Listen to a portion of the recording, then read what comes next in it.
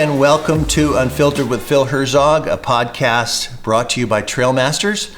My guest today, to help us look at the realities of negotiating and to give us the courage to say, I deserve more, is Mr. Ted Leonhardt. It's good to see you. Most in the design, advertising, and branding world, both locally and globally actually, will know Ted's name mostly from the Leonhardt Group. Over the years, he built up the firm to a staff of over 50 with billings of over $10 million in fees, annual fees. And then he sold it to a much larger company.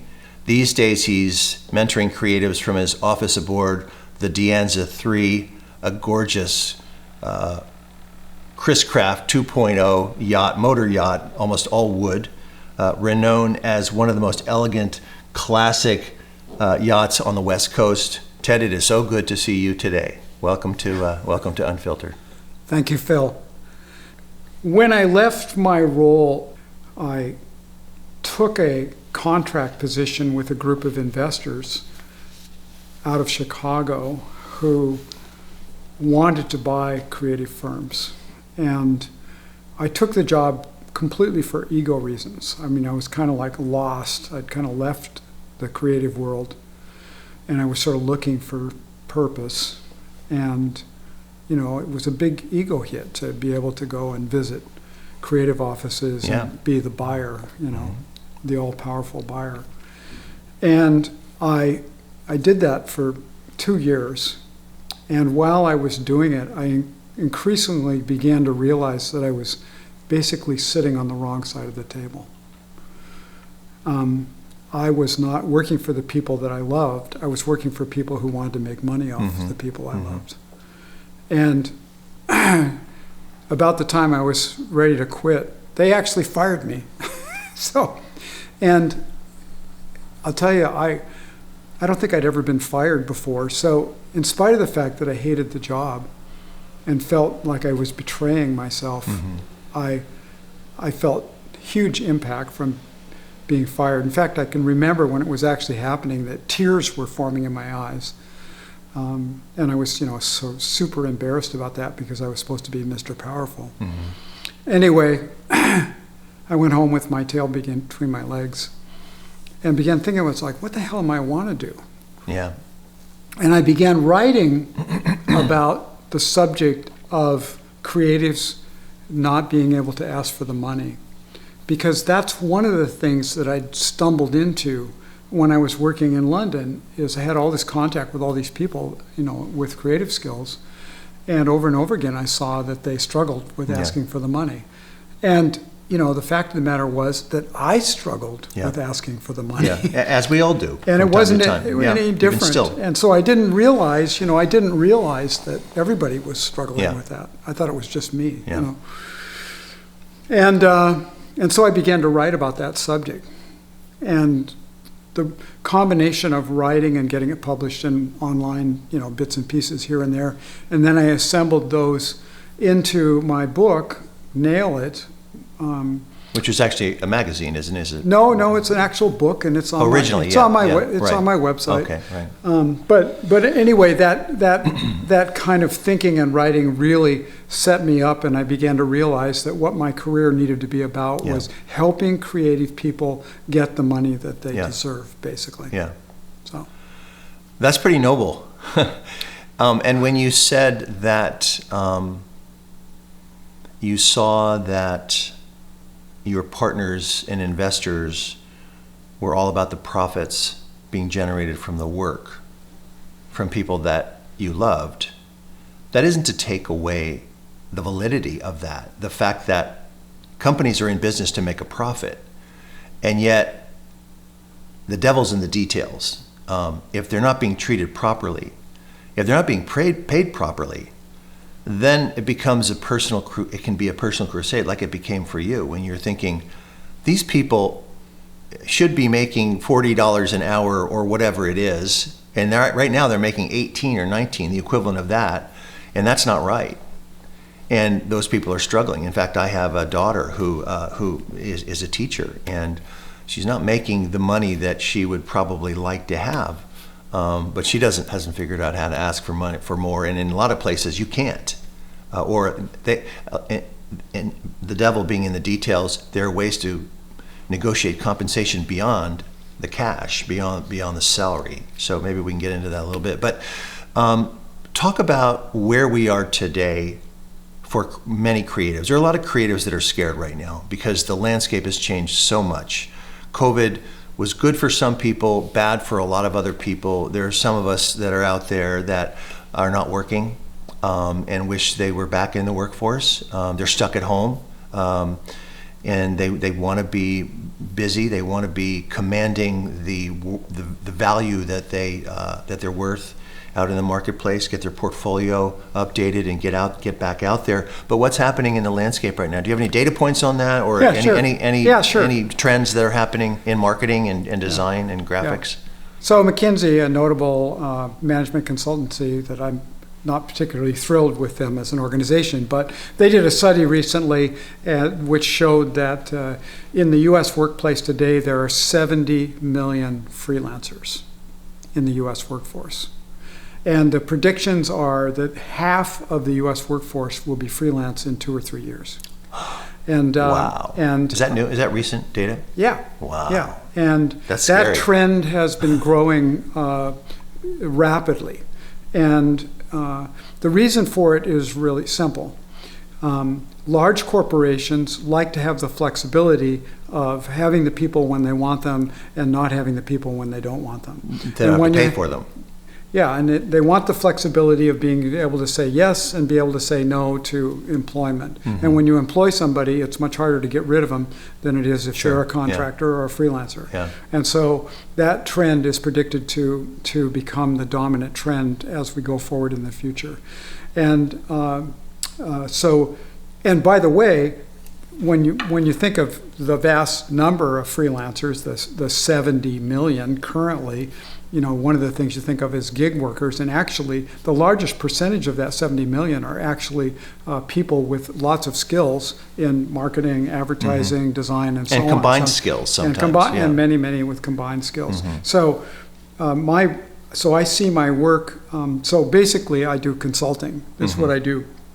And all of my clients are creatives, and they're all trying to figure out what is the best way for them to make their way in the world, given the right. situation that the world is in. Right. And so what we're always looking for is where does their niche fit, right. and how do they shape that niche in a way that can get them the mm-hmm. best possible mm-hmm. return. Mm-hmm. So we got two challenges. One is this shifting landscape, and this scares me. I mean, if I were a 20-something or 30-something, mm-hmm. and I was expecting to be on in an ad agency or a design firm as a staff person, those jobs are becoming more and more infrequent,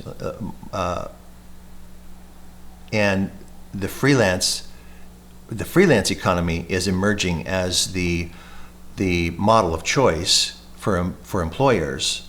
So that means I need to do something and consistently in order to stay in the game and to break parity with my competitors out there who are guys like you, people out in the audience that are that all have maybe good backgrounds in design, gone to the mm-hmm. design center or Seattle, the School of Art or what have you, and they've spent a lot of money on education mm-hmm. and continuing education, and yet for some, mm-hmm. it only takes a year or two that your portfolio starts to become dated. Right? Well, is that? Well, the next trend that's all the rage right now, which is is the machine learning and artificial intelligence. And so we've seen the media cover the use of machine learning and artificial mm-hmm. intelligence is dominating the media in a way that I have never seen the global media dominated before. Mm-hmm. Even when the internet came on in the 90s, it came on slowly. People denied it. In fact, Microsoft kind of joked that it was a waste of time to invest in the internet.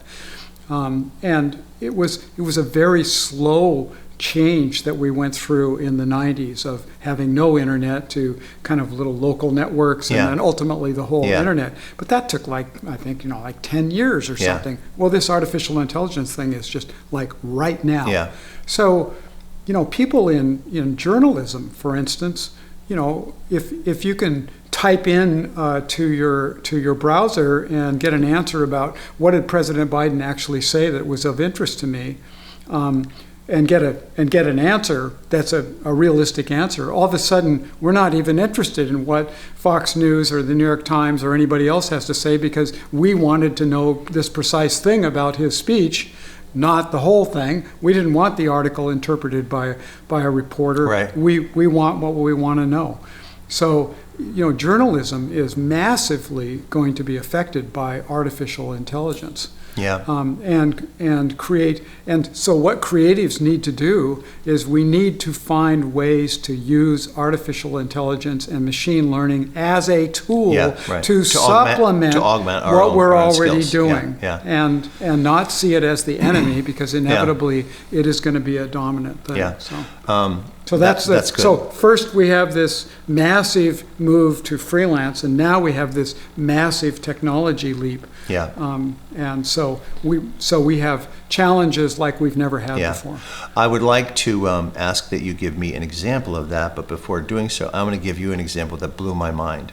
And I'll try to keep it really short because this is about you, not about me. But you know that I'm working on a book. I wrote a chapter. I wrote 1,200 words. I sent it to my publisher. I said, I think it's too long. He said, yeah, it's too long.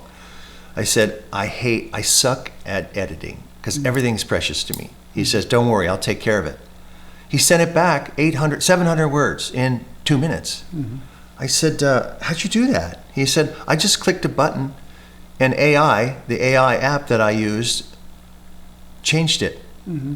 Then I reread it and I said, this is so not what I was trying to say. So I thought that doesn't work in this situation. And then the other thing was, 2 weeks before, we were looking at different covers for the book. And he said, well, because the name of my organization that this is all about is called Trailmasters. So the book's called The Trailmasters Journal, 30 Days to Self-Mastery to Become a Better Guy, whatever it is. And I said, what I'd like is we got to have a guy on the cover. I want to see the back of him. I want to see him on a trail of some kind, maybe in the woods, maybe in an urban setting like in Central Park. It's dark, there's a light, there's a little bit of moodiness, and it's in the dark, but he's going towards the light. So there's some revelation that he's going to get by doing this journal, this 30-day journal. He goes, oh, we got that. Keys in 5 or 6 words, and within 20 seconds, he had 7 or 8 different versions that were really good. And I said, this is $10,000 worth of work from an artist, from a designer, and it's zero. We paid zero for it. There's no intellectual capital, intellectual property that we have to pay for. I was blown away. Mm-hmm. Is this what we're talking about? I mean, yeah. I think that would seem like a good example. Absolutely. Yeah, absolutely. So if I'm a designer, which I'm not, I'm a hack, like a lot of us are, like to draw and stuff, sketch. I think, oh my God, I'm competing with that now. Mm-hmm. And that's a tough one. That's like being a taxi driver, a yellow cab taxi driver competing with Uber. So the answer, I believe, is in the simple idea that technology changes, but people don't. So there's always a way for the human addition to be more compelling, more appropriate, more direct, more fitting than what the machine will do by itself. Yeah. Or there is a way for the creative to be the driver of the prompts, which then make the machine learning, the artificial intelligence, give us an answer that fits a particular solution. So the trick is to see the technology as an addition, not a subtraction. Yeah. And I'll tell you a little story.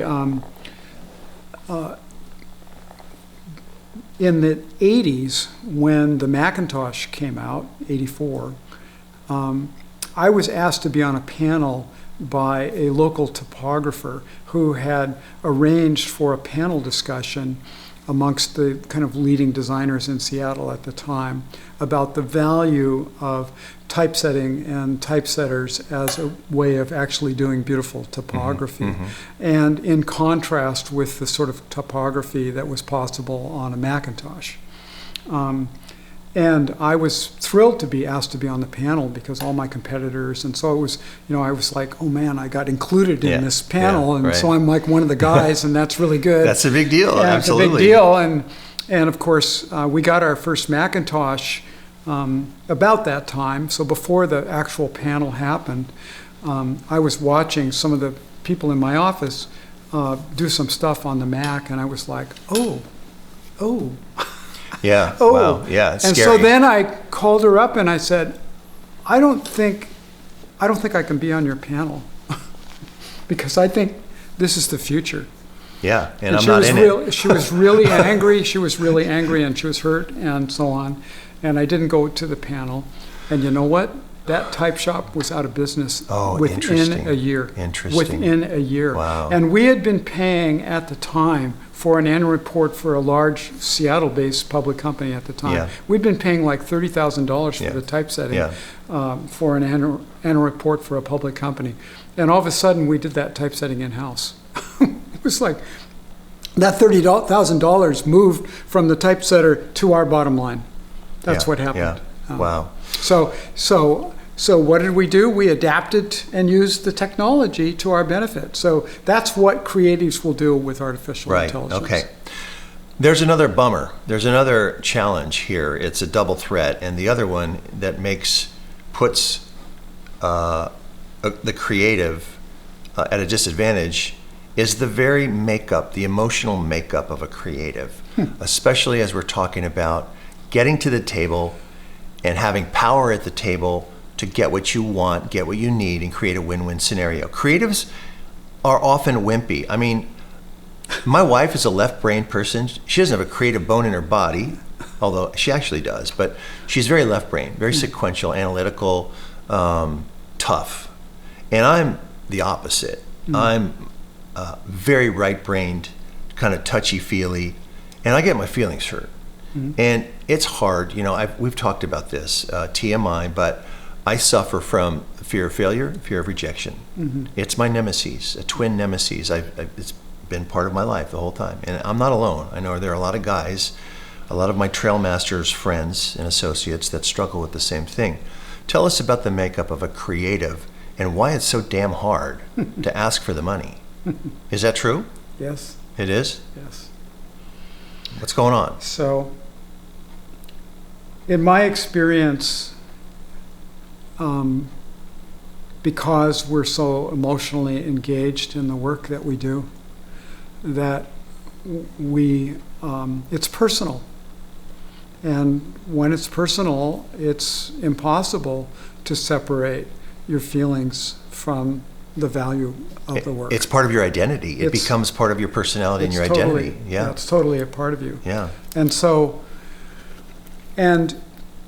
the Harvard Negotiation Project, which is sort of the premier negotiation research organization in the U.S. and teacher of negotiations, their advice is you must separate your feelings from your work. Well, guess what? Those are all left-brain guys. Those are all MBAs. That's not happening here. There is no creative that I've ever worked with or myself No. that could ever separate my feelings from my work. Yeah. So we have to find ways of using our feelings to our benefit in the work. Yeah. And the feelings of self-doubt that drive us to do better work, which people talk about imposter syndrome and so on, and which is all true. Those feelings are actually help us, drive us to do better work. Right. Because part of the creative process is, in fact, that horrible feeling of not knowing what to do and feeling like what you're doing is shit and you don't have the idea, and you can call it writer's block, or you can call it all these different things. But it's just that discomfort is a normal part of the creative process. So So first of all, you have to understand that that's normal, that it just means that you're alive, okay? So number one, because you're human. The discomfort means that you're a human being and you're alive, okay? So then you have to say, okay, so what am I going to do about this? Right. Well, because you can't fake confidence, and what you need to be when you're asking for money is you need to be confident when you're asking. Wait, you're telling me that I can't spend $7,000 on a Tony Robbins session and walk into the office and say, I'm getting this? Well, maybe. I'm kidding. Maybe you can. I don't know, but I've never done that. It's hard. I've never done that, but I don't think you can fake creativity. No, I would agree. I don't think you can fake confidence. I agree. There's only so far you can go with that kind of training. My experience is I can't fake confidence. Yeah, me neither. So one of the techniques I stumbled into, which I later learned is actually a technique that people teach, was to actually make note of the things I felt of as my creative successes. And so what I would do is I would go before a big meeting that was really important, that I was really nervous about, and that, of course, that nervousness means simply pay attention. Get ready. Get ready. Don't buckle into fear and freeze. I would go to the men's room 20 minutes ahead of the meeting, 30 minutes ahead of the meeting, and I would take a pencil and paper, not a computer, not a phone, sit in a stall, and I would carefully note down the accomplishments that I felt most proud about, that I felt were most significant. And then I would go into the meeting. And of course, in the meeting, I never recited those accomplishments. I didn't have to. What happens was, what I learned was happening was I was preloading my frontal lobe with confidence by remembering this success and this other success. And it made me feel good about myself. Yeah. So then in the meeting, I didn't need to recite those things. I was basically preloading my frontal lobe with confidence by doing that little exercise. Well, in response to that, I think that's a great story, and I try to teach my kids to do that because they're both, right now, both of them are at the age where they're trying to make some bold moves, and both of them have struggled with the imposter syndrome. And the takeaway for them that I share with them is, you can do this. You're letting that voice take over. I have it, that little gremlin that says, you're an imposter, you're a fraud. It's not true, but it's incredible how convincing that little voice can be. It's just remarkable. Yeah. But what I was going to say is that fear is a powerful motivator. I mean, I can get as motivated and as passionate about doing the right thing and having my act together and ready for a big pitch. Like, I'm not doing the big pitches like I used to so much, but I remember before I would be really scared, but knowing I was going to be in front of a board and I had 20 minutes to make my case, I would rehearse, then throw everything away. But it would scare the shit out of me knowing that this is worth millions of dollars, and I've got a target on my back that says, what have you done for me today, from the president of the agency saying, we're paying you a lot of money and you get a commission too if this you close this. But in fact, I wasn't closing anything. Those guys were the closers. I would turn over the business or the prospect once they were saying, yeah, we think we want to buy after this pitch. But it scared the shit out of me almost all the time. I had, so the fear is there's nothing wrong with that if you let like butterflies, flying in formation inside you. The other thing is that I've learned reading from Malcolm Gladwell a lot that our subconscious, our unconscious person is talking to us when we don't realize it. And that can be have a greater influence on us than what we see right around us. I can't explain any more than that. It's weird to me. But the fact remains that when you front load those successes, I'm going to ask you what a few of your successes were, some of the top couple on your little list, because I have no idea what you've done in your career in terms of, you're quiet about it. You're the one that when people say, what's Ted working on these days? It's usually something huge, but he's not talking about it because he doesn't have to. So I want to hear a couple things. But the other thing you said is When you go into the bathroom, you sit down in the stall, close the door, you use a pencil and paper. Why? That's a tactile experience. Why that versus your phone? Well, in my personal experience, somehow writing things down or printing it out with a pen and paper makes way more of an impact on me than typing into my phone or my laptop or whatever. I find that true. So I write on my laptop and it works fine. But if I really want to get something into my head for a particular reason, something tight and short, I find that making a note physically works better for me. My guess is there's science behind that. Phil, you mentioned something else that's really important. I don't want it to slip away. Rehearsals. Notice musicians rehearse all the time. But people in creative services really resist rehearsals.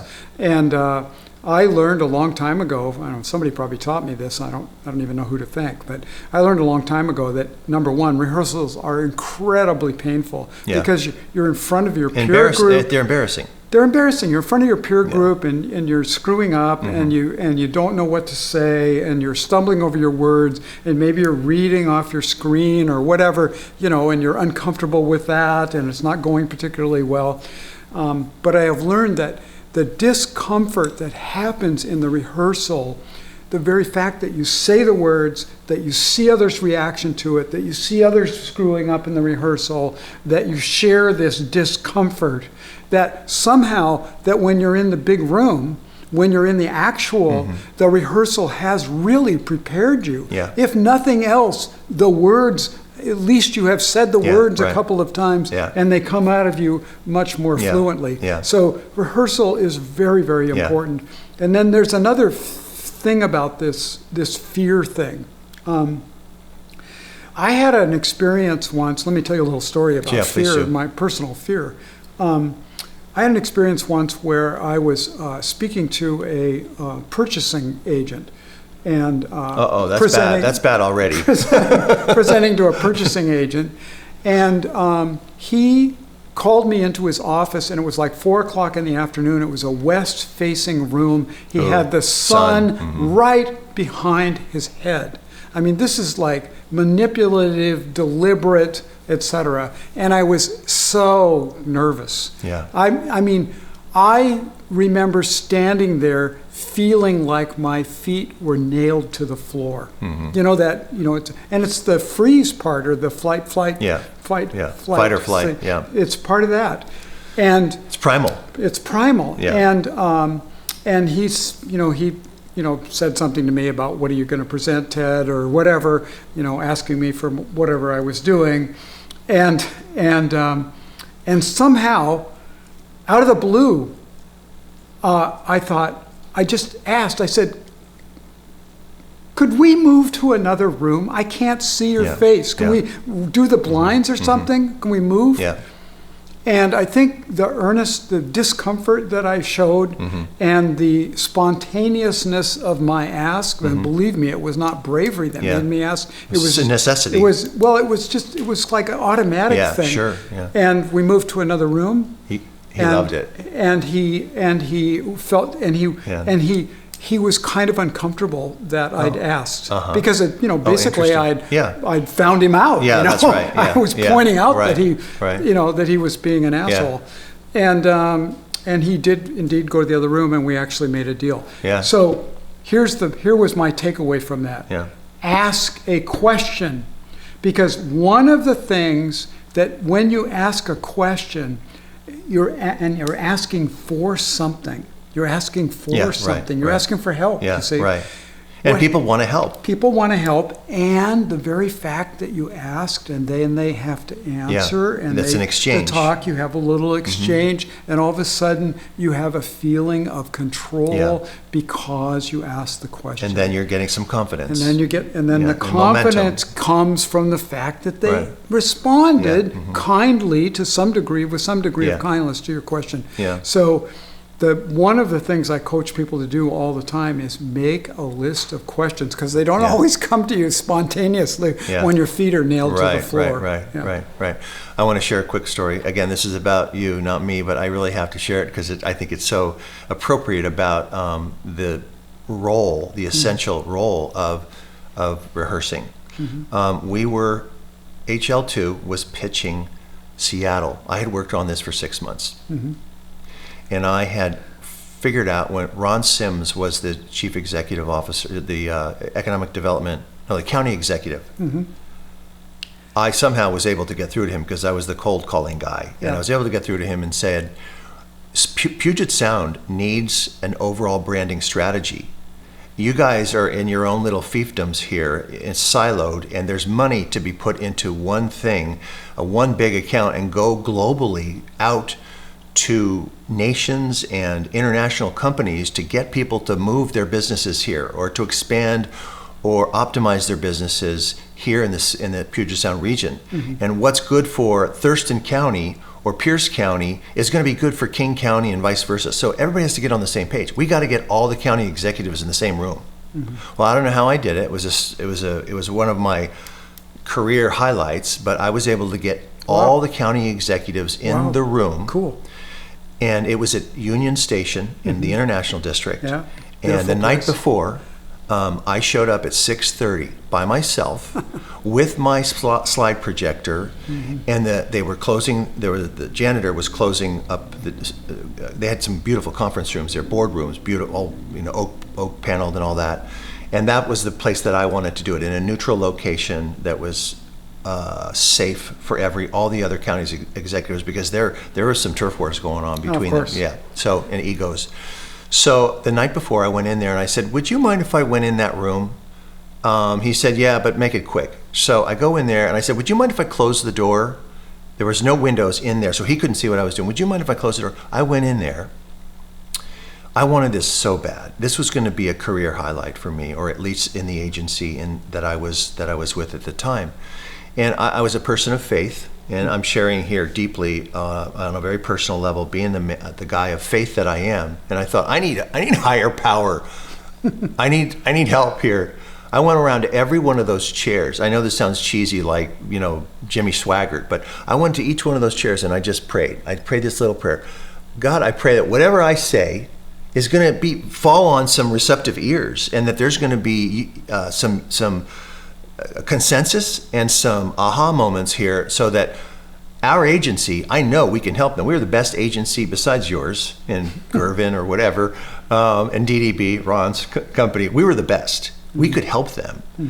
And so I was only there for 15 minutes, and then I made sure that I got up in front and I rehearsed my intro, which was 5 minutes.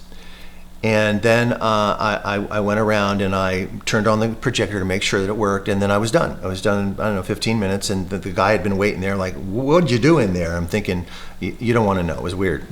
So I go home. The next day, we show up. Tom Horton, the CEO of our company, I brought him along because he was going to represent the company, especially from a more of a financial and stability standpoint, and say, I represent the team that's going to take over this account. It was called Enterprise Seattle, and we won the account. It was a $150,000 fee for services to create a brand phrase and a brand strategy to bring everybody together and send it out to the world.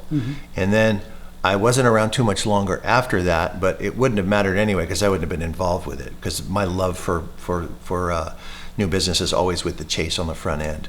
But I never forgot that. I thought, cool. My higher power helped me out there. But also, when I walked into the room the next day, I was not nervous. I was confident, because I had envisioned the night before, this is what the room looks like, and this is how I'm going to behave when I'm up there. And I had imagined all the guys sitting there. And by the end of the meeting, Ron Sims stood up and he said, "You guys, what do we think about this?" They all agreed. They said, "We need to do this." And within 5 minutes, Tom and I had wrapped, after the 40-minute presentation, we wrapped up our stuff and said, "We'll be in touch. They'll be in touch. You guys will be in touch with us." Yeah. That was it. Cool. So fantastic. Yeah. So I'd like to ask a question here. We're still taping, but I'm going to ask Kevin, our producer here, the question. You don't need to stop this, but Kevin, where are we? Do we need to wrap up here, or do we have another few minutes? I'm thinking we need another about 15 minutes. Do we have that time, or do we have to stop and start again? You don't have to stop for me. Okay, good. It's So, 8:34 right now. okay, so you need to be out of here in another 5 or 10 minutes, Yeah. right? Okay, so thank you. What I wanted to ask you was, you put up the picture of the Dianza boat that he lives in periodically and all that, if that's okay with you, because it's just such a cool That's story. fine. So let's get to the bottom line is, I want to share one statement that you had written about your perspective on the business, the consulting that you do, and then give us the 10 tips if we have time to do that. Do you have time to do that, or do we just point people to the website? I won't be able to remember Well, just the read 10 a few tips. of them. Do the 3 or 4 that are more important to you. This is what I want to read to our listeners. It says, first of all, you talk about the asshole on the other side of the desk who is not giving you the time of day, like the guy with the light. We're all capable of being under stress and changing even who we are as people. We can get mean, we can get short-tempered, we lose our perspective and get weird. What you said is, all of us can be cruel. Our ability to be evil is the shadow side of our fundamental humanity, and mostly we try to keep it in the shadows. But when we're under stress, we can revert to cruel behavior. That's true for organizations too, because they're made up of individual people making decisions from their own particular situations. The tremendous pressure companies put on people to produce ever-growing profits, and the stress that it in turn produces can result in cruelty. That's what happens when we've been burned, when we've tried to negotiate and they're saying, talk to the hand, I don't know, we're not giving you a penny more, and we don't even think you're the right person for this. That's a burn, and that's painful. And sometimes the deliverer of that is cruel, and we think, I'm not doing that again. Fool me once, shame on you. Fool me twice, shame on me. Mm-hmm. But this is what you said, which I love, which gives, I think, hope for everybody. Search for and find an organization that really respects your talent and skills, a place where you can be paid for the genuine value you bring, a place that will collaborate with you for both your benefit and theirs, a place that supports, restores, and builds. That's what we're all looking for. Sounds like great advice. Yeah, easier said than done, right? Yeah. Yeah, great advice. Yeah. Creatives, we do best when we're working in a group of like-minded individuals that we feel support us and respect us, and that we in turn we respect in return. Yeah. And we're far more motivated by the work itself and the social relationships with other creatives and the experience of doing the work than we are by money. And that's a good thing, but it's also a bad thing, because we tend to roll over, give in, and not ask for what we need when we're in a negotiation situation, often because we feel uncomfortable. Right. And so we just want to close it down and get to doing the work. Yeah. So the most important thing for creatives is to remember that it's completely normal, that these emotions are completely normal, and that we have to understand them and appreciate them, because they're a signal to us that this is important, basically. Some of the 10 tips are: when you go into a negotiation, never go in without knowing what your bottom line is. Never go in without knowing what the number is that's going to make you walk if you're below that number. Yeah. Never go into a negotiation without doing some kind of rehearsing. Never go into a negotiation without doing serious preparation and really understanding as much as you possibly can about the client organization, and what's really driving them.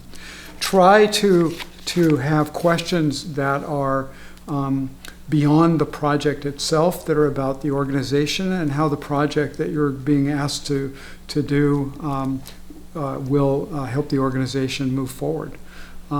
Try to understand what their goals are, and ask them questions about their goals and their sense of direction and strategy that are beyond the project, if you will. So Great. The more you know about the client organization and where they're going and what they're trying to do, the better off you're going to be when you're negotiating.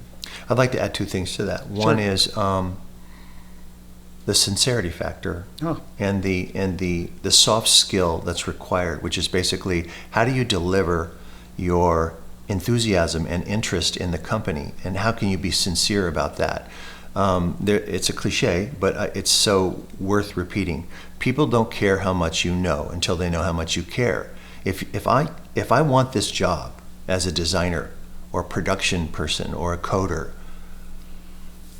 I need to do the research.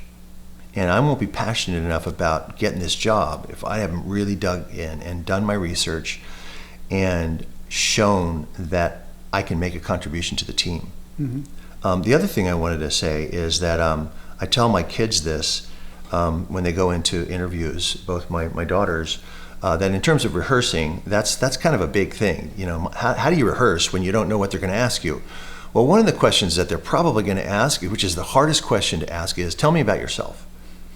And that's worth rehearsing because that's your elevator pitch. And if you can condense that elevator pitch into 60 seconds, not 10 seconds, 20 seconds, maybe so, but keep it short enough so that immediately, as quickly as possible, in that rehearsed, semi-rehearsed, but sort of off the cuff as well, explanation of who am I, it maps back to what they need. Mm-hmm. Why I do what I do as a designer, and why I'm passionate about this job and what I can bring to the table, which started at a very young age for me. And even though I do this, and this, and I have a few hobbies here, and I work here, and I've worked there, and I have this kind of family, the bottom line is there's been a common thread in my whole life.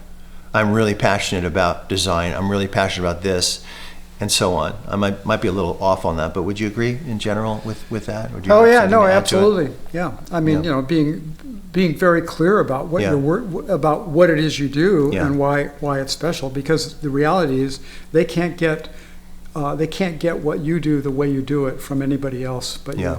Yeah.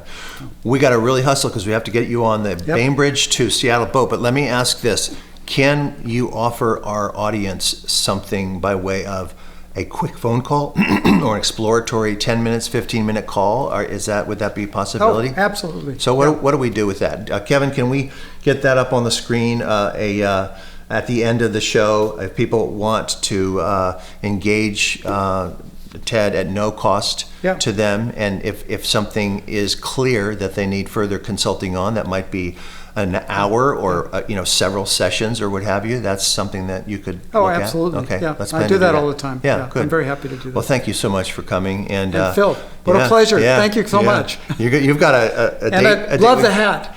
I told you I didn't want to wear it because it was weird. My wife says, wear it. You're creatives, you guys. So we're both wearing black turtlenecks, so that's good. Thank you all for listening today. It's been a great event. Just there's a lot for me to think about. I've been doing this for being in the agency world for 35 years, and I have a renewed enthusiasm and passion for this work that we do. So cool. I hope it's been helpful for our listeners. So thank you for all, and I hope you'll check out Trailmasters when you get the chance. This is primarily for men, but also significant others or women that want to understand their men better. So check out thetrailmasters.com. Take care for now. Jim.